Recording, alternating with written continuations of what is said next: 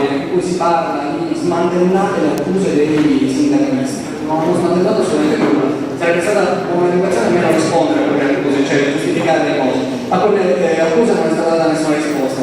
Lo dico senza utilizzare questi termini, perché sono stato di una politica che continua a parlare di cose, cioè senza utilizzare le parole chiare.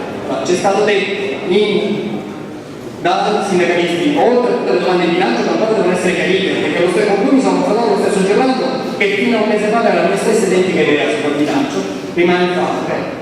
Sono state fatte delle cose precise, sono state dette che qualche persona si fa i pieni di carburante alla cosa e si fa rimborsare il pieno di carburante, come se questa fosse una pratica accettabile di rimborso spese dello scherzo. Che rimborsano il taxi a persone del teatro, viene rimborsato il taxi, vanno a casa loro in taxi al teatro, tornano a casa al teatro e il teatro gli rimborsa il taxi per andare al posto di lavoro.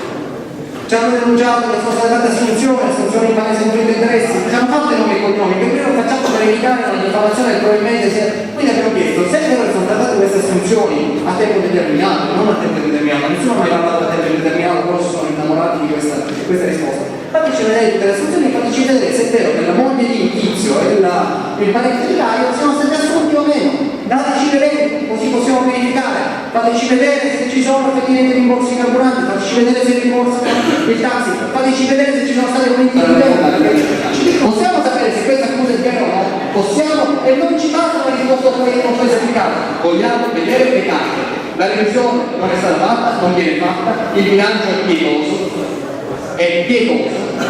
Allora, siccome sono state fatte domande legittime, noi ripareremo con forza con le domande legittime, mi dispiace che non c'è nessuno consiglio di amministrazione, mi dicono che il Presidente Stemale, gli faccio i miei tutto sentiti auguri, che sono sincero, perché credo che non c'entri nulla in tutta questa vicenda, però è necessario che la gestione dei soldi pubblici inserisca trasparenza, chiarezza, onestà.